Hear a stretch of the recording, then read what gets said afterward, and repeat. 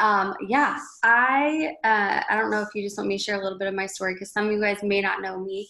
I actually on the 31st of this month is going to be 6 years in the business for me. So I'm coming up on doing that. And I started this as a mom of one, really just looking for a little bit extra money to help cover the cost of childcare.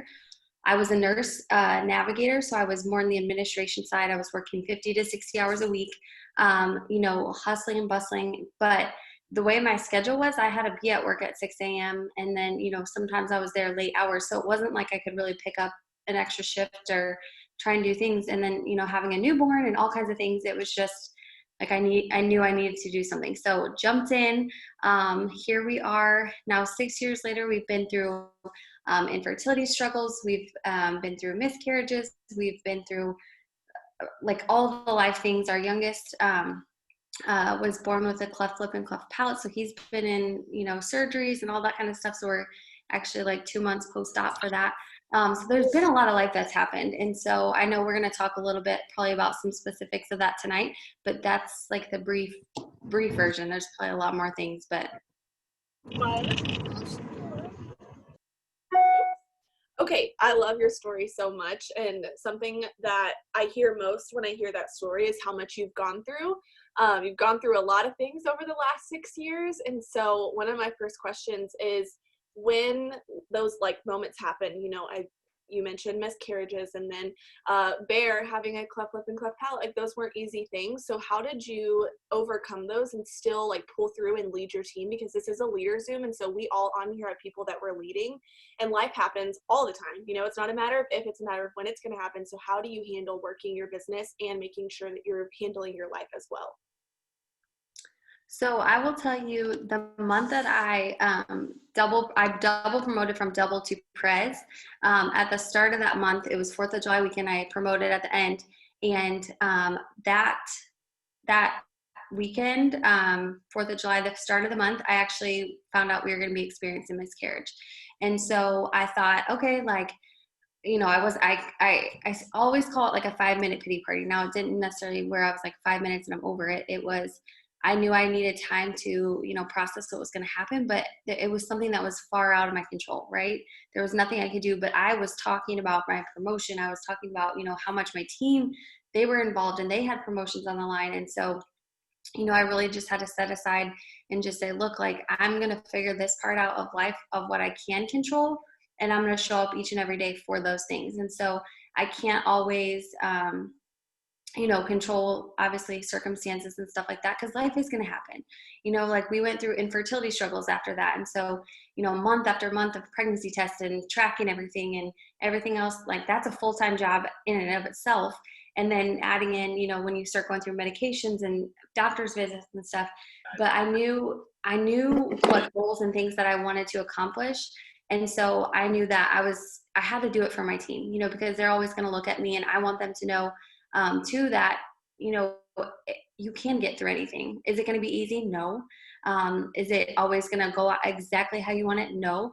Will it maybe set you back a little bit? That's okay. Yeah, just for a little bit, but it's how long it takes you to get back on the horse versus, how long are you focused on, well, I don't mean to say like, woe is me, because that's not the way, but like if you get in this pity, it takes you so far back. Like we used to tell our patients, for every single day that you're in bed, one day of bed rest or being in bed because you are in pain and stuff like that, because I always work with joint replacements, that takes you 3 days back to actually work your way back up to that. So think about it the same thing. Like you take a little bit of time, but then you've got to keep working back up. And so, just think about those life circumstances. And, I tell my team all the time, I'm like, I'm here as your leader to share what I do in those situations. And sometimes, I've had to get vulnerable and say, hey, I need more help during this time, because I know that that can't be my focus right now. So then when Forrest was having surgery in May, I normally do some Zooms and stuff. So I said, hey, I need help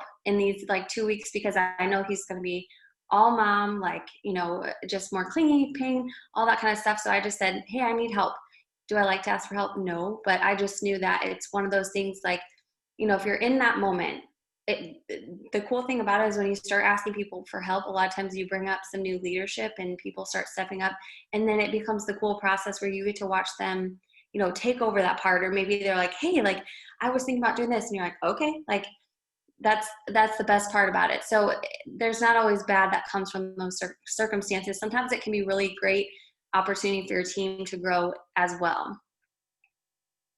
That's so good. And I have that analogy of where you were talking about patients laying in bed for one day, how it sets you back. Because I've always heard that. I never know what it actually is, but they always say if you stop posting for 1 week, it sets you back 3 months or whatever it is. Like it truly does set you back so much. So that is such a good analogy to think about. And my team on here knows that I'm super big about analogies to comparing stuff. I'm always doing that. Okay. So something that me and Morgan were talking about, because we tried to come up with questions before, is you have a lot of leaders on your team everywhere. Like you've been here for 6 years, you've established that leadership, and some of your leaders you have now are people you didn't have from the beginning. You're constantly getting new people onto your team, helping those leaders build their own leaders. So what is the importance of making sure that, like, yes, you could have stopped probably very early on with the leadership that you had, but you wouldn't have the stability that you do now. So just really talking about the importance of making sure you don't just lean on the leaders you have, that you're creating new. I think you have to think about like this too. And I give my, cause I'm going to go back to like the nursing field. Cause a lot of times people will say like all of a sudden they understand the analogy is way different when you put it in like actual terms and you're like, it's literally the same thing. But okay. So I worked with some of the top joint replacement surgeons. Okay. They were packed. They were packed with patients, always having a revolving door. I mean, they were doing 10 to 12 cases a day, which is a high volume.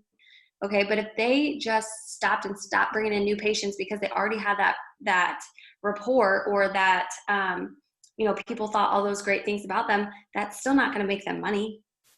Because we know, especially if you're in leadership, diamond and above, what starts making you the big bucks is when you start having those cab runs. And so, if you want your team to enroll, you better expect the same things of yourself.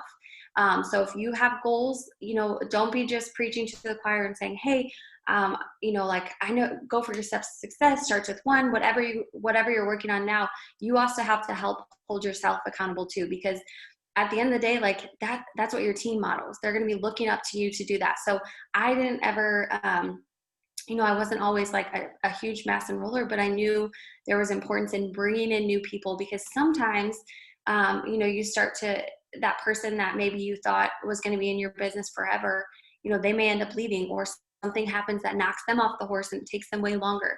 The month that I was going ambassador, I had one of my leaders that she just got in this weird mindset. And so I ended up using the girl underneath her and pushed her to triple, because she was in a better mindset for that. And that's what we had to do to get it done. Now that other leader, the girl that went triple, is gone, but my other top leader, it gave her a kick in the butt and now she's ambassador.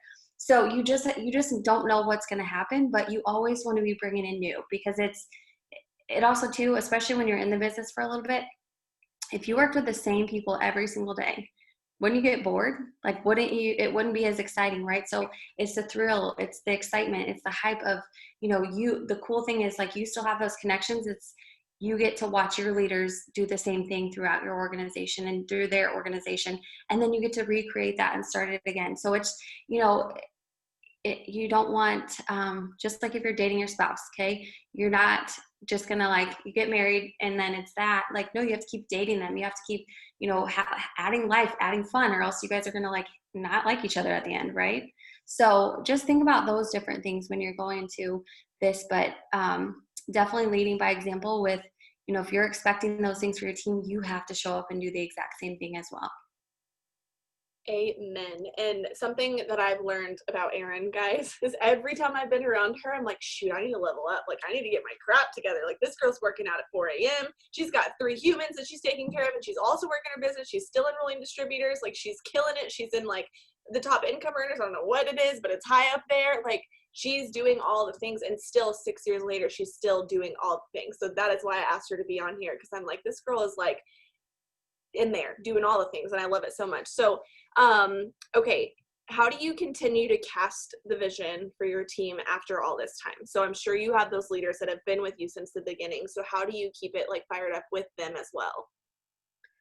Yeah, I think it comes to like you have to also know, like, not only for yourself but them too. If you notice somebody's kind of like stalling a little bit, I can guarantee you, one, not that they're not doing self-development, but they just haven't decided what's next. They haven't decided what's next. And so, like, I'll be honest, a couple of years ago, we had hit, top income earners. I finally got pregnant after trying for IVF, and that was kind of like my mental push. I didn't have anything. That I was shooting for. I was just like, we did it all. Like, we know we're going to build our house. We know we're going to do X, Y, Z. Like, we know we're doing these things, but I hadn't set my mind on what do I want next. And so I want to challenge you, if you feel like vision casting and stuff like that, one, you have to start with yourself and say, what skin do I have in the game? Because if you don't have something that's exciting you to work towards that, I can guarantee you're not gonna be able to cast vision for other people, because you're not gonna be hyped. You're gonna be like, okay, go enroll your distributors, like, go team, you're putting in, and it's like, no, like, if you're hyped about it, that's how everybody else gets hyped about it. And so you have to know what do you want, and then do the same thing with your leadership. Ask them, challenge them, say, hey, what are you working towards? What are your goals? Are you writing them down like you were when you first got started? I know it was cheesy and we used to take selfies, and put like the number and all these kind of things. But if that's what you need to do to get back to having that mental feeling with it, do it. And so a lot of times that's always the part when it comes to vision casting. And then, especially in the times that we're in right now, my leadership, we've been doing kind of like our own version of show me the money calls. And because the thing is, there's so many Zooms and different things that are going on, but we used to host like a lot, we used to go live on Facebook, and it would be like an opportunity thing, but our teams would get on there, they would get inspired. Now people aren't hearing enough stories because there's so many different pockets of information, and we can't go and publicly post it on Facebook and stuff like that, right? So you have to get people inspired, in the way that they get inspired not only is dreaming and writing down their goals, but then remembering like, hey, these are the stories. So, maybe it's highlighting somebody, maybe it's, like I said, we've been calling it a You Can Too series, and it's been awesome because we've done it for 5 weeks, but people are just loving hearing the stories. And I think that you just have to figure out what's going to work for you. But a lot of times people get that vision casted for them through somebody else because they can relate to that part of that story. And it's like, if you only knew how many times I've told you that, but it finally hits when people hear it from somebody else, and that's just the gold, so, think about those things, but make sure that you specifically have skin in the game, because you need to know what you're working towards next as well. Yeah. How many times do we have to say something before our team hears it from somebody else and they're like, oh my gosh, I should really enroll more distributors. I'm like, almost like I told you that last week, but it's fine, it's okay. Whatever. So good. So, okay. For people that are on here, okay, so we have a lot of rising leaders, we have some rubies on here, just people that are really killing it, and they really want to step up in leadership. Now, I always kind of explain leadership being like a muscle. It's something you have to grow, and it's such a complex thing that, sometimes it's overwhelming. You're like, well, I want to be a leader, but like, I don't necessarily know how to start. What are like your best tips for someone that really wants to grow in leadership to start doing so? I would just make sure that, like, one, let's say you're a Ruby leader, you're a leader to 3 people. And so, one thing that I always like to do is when I bring on somebody new, I'm like, what's your expectation of me? What do you want to see me do for you? Because some people, like for me, I didn't need Alyssa messaging me every single day. I just needed her to answer my questions. I just needed her to tell me what to do. So I don't want to have a set expectation for every single person. I want to say, hey, how can I help you in this business? And so the cool thing is you start to grow in that. And then leadership wise, taking responsibility and just saying, hey, like, I've got 3 people that I can help mentor and train. And really it's the guided hand holding. You've got to make sure, and people can easily get distracted, especially in summer months, and people are starting to go vacation a little bit more too. And it's not to say that you can't take a little bit of time and unplug. That's totally fine. But it's the guided hand holding, like, what's going on. So, figuring out what's their expectation and vision of me, so that way I can meet that. Because you may think, oh, like Cheyenne, she's hosting all these Zooms, so that's how I have to be the perfect leader. No, your strength may be something else that somebody saw in you because you guys connected on that level. And so maybe, it's pulling something out over there. It's great to do some self-development too, but at the end of the day, I always say, you can train people, you can get them on all the Zooms, you can do all the things, but if you're not doing the work, they're not going to know exactly how to work this business. And so, one, you have to make sure that. Hi. Okay. Hi, Finn. Can you put it on, please? Thank you. Can you tell it they miss me? Oh, I'm just kidding.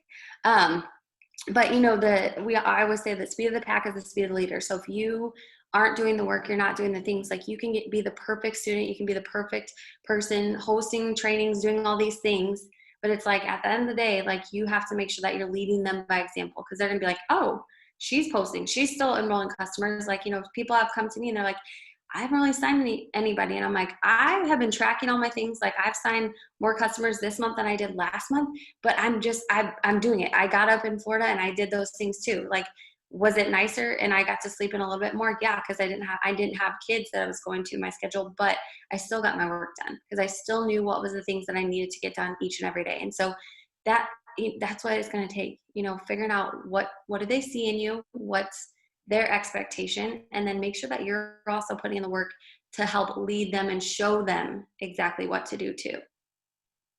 Yes, that's so important because I sit there and think about like my leaders, and I think about, you know, my greens, like they want actual tasks to do and things that they can check off. And then you've got your yellows. Like, so I'm like, okay, will you do the shout out Sunday post, or will you do this, or giving them things that are going to fit to the things that they love to do. Like I'm a red yellow. I love to lead. You can ask me to do any Zoom and it's done. That's why I probably do 74 Zooms a week, because I love to lead other people. And so I have other people on my team that are like that. I'm like, hey, do you want to lead this with me? Or hey, would you like to speak on the Zoom? And then you can see that it fires them up so much more about their business because they're doing something that caters to the way that they want to lead. And so that's a super good way to do that. And so that kind of leads me into my next question of, with leadership on your team, if you have someone that's emerging, you're like, okay, this girl's going to kill it. What are some things that you have your girls do to help them step into leadership if you see that talent within them? You know, I'll just ask them like, hey, like you're killing it. Like, I know that you're telling me like you've enrolled XYZ amount of customers, but can you go share that in the page or share that in a chat, and just share like a post that maybe worked for you. And so asking them, even though it seems very like basic and they're like, okay, but it's like doing those little things. And then I also like, I do like newbie power 30s on Tuesdays and Thursdays where we break down one specific task. Like one week it may be focused on signing distributors, one week it may be focused on only new host to post, and then every so often I'll do newbies train the newbies. So I want to highlight some of those up and coming people and just say, hey, like how in the heck are you getting to this part? How in the heck, you know, one of my new girls, she went Ruby in less than like a month and a half, and I'm not kidding, like her first month in, she signed 2,500 in volume. Like I was like, what? Like, and she's in her 40s, so it's not like she's like doing all these like crazy things. She said, I'm falling in love with this. So I was like, okay, let's talk about it. Like, let's figure out, because it may be, you know, host to post and stuff can be amazing, but if she's doing something obviously that's working over here with 2,500 volume, like we need to make sure that other people know it. And so just asking like, hey, if you're comfortable with, do you mind hopping on the Zoom with me so we can talk about, you know, highlighting them that way? Or, hey, if you don't mind, type up something and I can spotlight you in the page and just say, hey, sharing this tip from so-and-so, she signed over X amount in volume. She's absolutely killing it. She's boxed herself in for Ruby. This is what she says. This is something that's working for her. So just wanted to share, you know, just doing those little things are going to be helpful. And then like Cheyenne said, you know, based on their colors, you know, if you have somebody that is super green and they love all the details, like, hey, maybe ask them to get a little bit more information on all the ingredients that are in Sleepy Tea, right? Because people are going to have questions. They're going to be like, why is this different than melatonin? Why is this different than, you know, other detox? Like they just want to know those things. So figure out what's their strength and then highlight that throughout. And then they're going to start to grow and feel more comfortable in those areas. Like I'll never forget when I got started, we had conference calls for our trainings. Like we didn't have Zooms. And Alyssa asked me the first time to host it. And I was like, oh my God, like, all right. But she knew I could do that. She knew I could handle that. She knew that that was part of my strength in just training and doing that kind of thing. And then it was like, once I did it once, I was like, oh, this isn't that bad. So figure out what they're good at, or maybe help them, you know, if they're signing a lot of customers, obviously they're great at recruiting, right? So maybe get a recruiting tip. Like you can kind of pull those things out of people, and that's where you start. Yeah, and something I love, like, I think of, like, Courtney when she enrolled me, like, we lead differently, but she leads with so much love and, like, shouting out people, but she also knows how to lead other people. Like, she always asked me to be on Zooms and to do things with her because she knew, like, homegirl likes to train.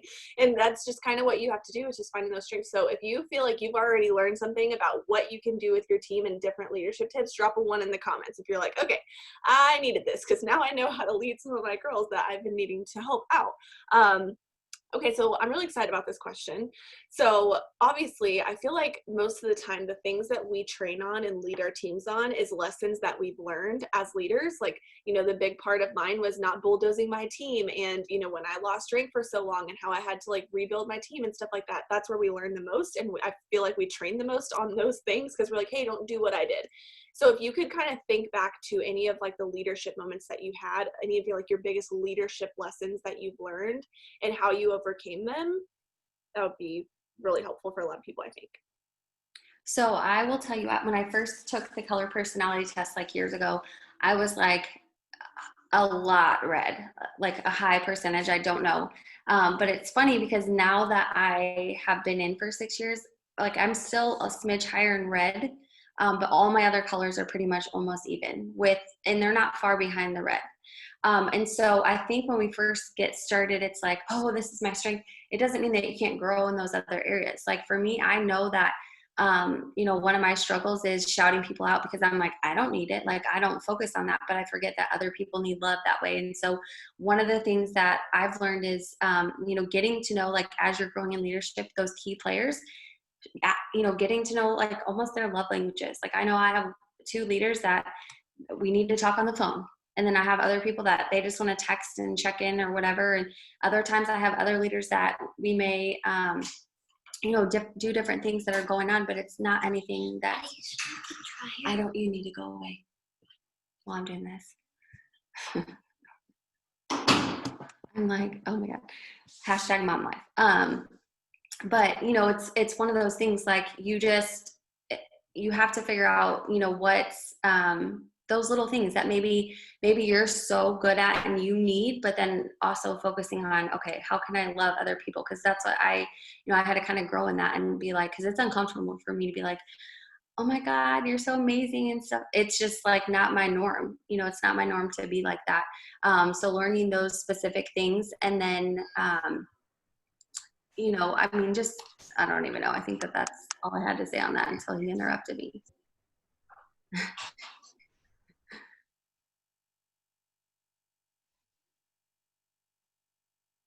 It's good now. I think I muted her. Do what? Can you hear me? Oh, yeah. Okay. I realized that they weren't muted. Sorry. Oh. I was talking at the same time, not paying attention. Okay, good. So something that I kind of mentioned earlier was your discipline and how disciplined you are and how you've made that structure, but it probably wasn't easy when you first started waking up that early in the morning to get your stuff done, but you understand the importance of that. So can you talk about like how you became disciplined and how much it's helped your business? Mm-hmm. So right now I wake up between like 4:15 and 4:30. I'll kind of like sit in bed, do my daily devotional. Cause now I haven't been back to my physical gym yet, cause Kyle hooked us up upstairs. So I'm like, this is a lot nicer cause I don't have to physically get out. But, for me, I love to get my workout in. Like, and the thing is, like, for a little bit, stopped doing that because I thought, okay, I'll get the kids ready, I'll do all these things. But then we know other things come up, and I was finding myself, like, if I was checking my workouts on my phone, then I would get distracted with so-and-so texted. And so that is like my quality time where I'm not focused, because nobody's texting me at 5 a.m.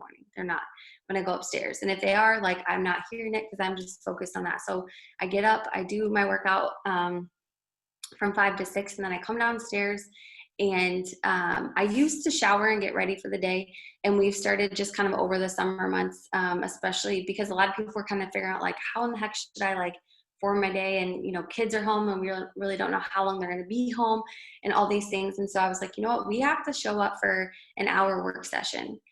So we get on, and it's completely silent, but it just helps hold people accountable. If they're saying, hey, I want to get up at 6 a.m., I know that we can go and call them out if they didn't get on there. Like, we've set that kind of standard. So we're saying, hey, come on here, like, because we post like a daily task list so people know what to do if they need extra guidance. That goes live at 6 a.m. So 6 to 7, they're doing that. And then, from like 7 to 8, that's my time with the kids. And then my two littles go to school. Their school is still open. Praise the Lord. But that starts to be my time that I can get stuff done. So obviously Finn's home, but life is busy, and so I'm focused on setting up those hours. So once we get them dropped off from about 8 to 11:30, I'm in my office. I might do coaching calls, create content, posts, stories, all that kind of stuff, whatever, for my business, follow-ups. And then from like 11:30 till about 1 or 1:30, that's kind of like my whatever time. That's my whatever time, to get chores done, to get things done. If I needed to run errands, I'm doing that. And then, then I've got another chunk of time in the afternoon. But it wasn't necessarily like I woke up and I'm like, oh, I'm ready to go. I'm ready to go work out. It's trying it every single day and committing. And so one thing, if you're trying to figure out, hey, how in the heck can I do this? I promise you it makes a huge difference if you plug in your phone, if that's your alarm, but it needs to be somewhere where you have to physically get out of bed to get it. I'm sorry. Like, it is so easy to hit your snooze button. And I promise you that is the one thing that changed it. Because, even when we were on vacation, I was literally like trying to sleep, I'm like, oh, let me like sleep in a little bit. But my body was like tossing and turning. I'm like, I cannot lay here anymore. Like, this is not okay. So, you just have to figure out those little things. But I would encourage you, if waking up, obviously, because nobody really wants to wake up at 5. But I promise you, when you start doing it, you're going to love the results. And it's going to be like, I have to do this. Because we know that the days with kids, like, all kinds of things always pop up, and you never know what's going to happen. And you don't want to find yourself later on resenting your kids or your family or something else because you didn't get that hour done, but you could have gotten a lot done. And then it's like, oh, something came up, but that's okay, because I got all my messages out for host posts. I've gotten all my follow-ups. And so, yeah, I plan on doing a little bit more, but I got what my bare minimum was for that day, and so those kind of things are what motivate me, because I'm like, I know how life is crazy and things never go as planned. So I just want to make sure I can control what I can control. I love it. And when I saw you and Rachel on vacation, waking up and going to the gym, I'm over here at Morgan's eating a box of pizza and breadsticks, and I'm like, okay, well, we'll try again later, I guess. Okay, so I thought I already asked you this. If I did, you can tell me. But so I'm sure over the last 6 years, you've probably had people quit your team. Yeah. Okay. How do you handle that when people leave your team and it may be even a core part of your chart or like a core leader? Like, how do you overcome that? Yeah, so I actually last summer, I would consider her like who was a good friend, and she left with another one of my leaders, like top people, like a triple, and she was double, and she was my double working towards triple, so for my press. So my 2.0, for a little bit I felt like, oh, it's not necessarily falling apart, but it was like, things just, I had to like move and shift. But the good thing is that there's always beauty in the situation. I always like it because sometimes you can find those people that are blossoming underneath that you didn't necessarily get to see, because you're like, oh, they're a leader, they've got control, but it's like sometimes you figure out how big of a mess it actually was and you didn't know that. So I always just see like, who in the heck can you work with, who's stepping up. But if you're working on bringing in new, it's going to always balance each other out, because here's the thing, there's so many people that if they're making a decision to leave, I can almost guarantee you most of the time it's a decision based on fear. They're nervous about something. Especially like now, like there's so much unknown in the world, right? That's going on. And so people are making decisions based on fear. And, it's just loving them where they're at. I don't hate any situation. The girl that actually left last year, she, messaged me and she's like, I'm not happy where I'm at. And like, I'd love to talk to you about like coming back. And I'm like, well, you did put in all my chats and nasty things, but because I'm a good human, I might talk to you about that. So people are going to get it. It's those kind of things are going to happen, but you just have to know that not everybody is meant to be there for every single chapter of your story. Sometimes they're there for just like a piece, 1 or 2, but maybe, hey, here's volume 2, and they're not meant to be in that next section. So, there's nothing that you can do. That's the thing. Like, you can't control what they're going to decide. You can control how you react to it. And so just let it let it push and propel you, not put you 3 days out of like out, you sat in bed one day and now you've got 3 days back. Like, don't let it get you to that point. It's like, okay, let me see what I can do with this. And the cool thing is sometimes, like, I guarantee you, like, I remember praying, I said, God, if anybody's not meant to be here on my team, like, because I feel very confident, please remove them. And she literally messaged me that next week. And so I was like, okay, I hear it loud and clear. It may not be the way and the vision that I want it to happen, because obviously I want that account to go pres, but I needed the key players to be in it. And so, it's all in that timing. That's such a good answer. And I think a lot of times when it happens, it's like, was it my fault? Was this wrong? Could I have done better? And you start going through all of these like hamster wheels of emotions of the things that you feel. And I think it's normal it's good for you to understand that all of us have gone through it, literally all of us, but there's not a person that's left my team that hasn't allowed me to see other people that have rose above it every single time. Or it encourages you to work harder and to bring in new blood and to replace that leg, and they always end up being 10 times better. And you're like, I used to get so upset about this. And I remember feeling like, so mad because nobody was working and this leg was a dead leg. How many people have had that spot in your chart that you're like, it's a black hole. Every distributor that goes in it just cancels their account or blocks me or whatever. It sucks. It does. But Erin's an ambassador diamond and a top income earner, and she's lost people, quite a few of them, and she rises up every single time with new leadership that comes above it. And it's just like, oh wow, thank you, God, for taking that out and giving me this blessing. Thank you for not listening to me when I said, wait, can I have that back? No, like, there's more blessings coming from that. Okay, so one last thing, and if any of y'all have any last minute questions, now is the time to ask while I answer this or ask her this question. So I got asked this on a Zoom one time, and so now I ask it to everybody. If you could go back to when you first got started and tell yourself one thing, what would you tell yourself? Hmm, that's a tough one, because honestly, like, I don't know that I would change anything. Because I think I've grown a lot, and because I think that everything always happens in place of in the timing that it's supposed to happen. So yeah, there's probably great things that I'd be like, oh, this is a great tip, or different things, but like, that probably wouldn't have made me the leader or the person how I am today. Like, I may not have, gone through different things. It might have been like, oh, you could have worked harder for this, but at the time, maybe I knew I couldn't focus there, or different things. And so, I don't know if there's anything specific that I would go back, because I feel like everything is a learning process, right?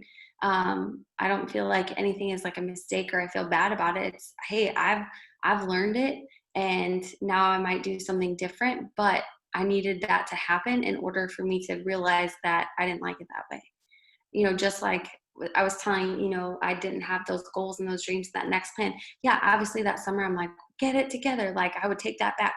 But I needed to get to the point where I was like, what's going on? That I needed to regroup and realize that, because a lot of times especially when you get higher up in leadership, you start thinking, oh, my girl's going for diamond, my team, like, I know that I want to help this amount of people do this, and this. But if you don't physically have skin in the game, it's not gonna push you physically. And so, that's the thing. Like, all of it, I think, is a learning process, and I'm cool with it. And that's the thing. We're only 6 years in. If you compare this to any other career, like, you're just getting started, I think that's the thing. We live in such a fast-paced society, so we want all these fast things happening. But take that chunk and compare it to the grand scheme of things, and, like, at the end of the day, none of us, have any crazy things. We just all want to cross the finish line, right? And so it doesn't matter how long it takes you. It doesn't matter what path it takes you, how long, which, if you do A, B, C, or D, and you have to use all the routes. At the end of the day, we're all cheering each other on to cross the finish line. So that was my long roundabout answer for that one. Well, that was a perfect answer, because I've never heard that one before. And I think it's so good, because if we had a perfect journey to the top and it was just rainbows and butterflies, we wouldn't have stories to tell. We wouldn't have those stories to tell to our team to help them when they're struggling. Like, I don't go to sit there and tell them, oh my gosh, the feeling when I went ambassador was so amazing. No, I get to tell them about all the people that left, and all the times I doubted myself, and the times that I lost rank, and the times that I had to figure out new ways because I had to reinvent myself because the things I did weren't working. Like, those are the stories that help you become a leader. And those are the things that teach and cultivate new leadership, because now you're like, hey, I did this, don't do what I did. And so they get to do it a stronger way and learn their own lessons. I'm sure you've each gone through something that you're like, hey, I did that. Don't do that. It was terrible. Hey, I quit right after I got started. Don't do that. It's terrible. Like, you have all these stories that you tell your teams, just like you've heard me tell mine, and now you've heard Erin tell hers. So we can't thank you enough for doing this for us. I know we all got some insight from this, and thank you for doing this after you just got back from vacation. But I want to say thank you to her. It was so, so good, and I will share this recording on my YouTube channel so that y'all can watch the replay. Thank you, Erin. All right. Bye, y'all. Thanks for having me.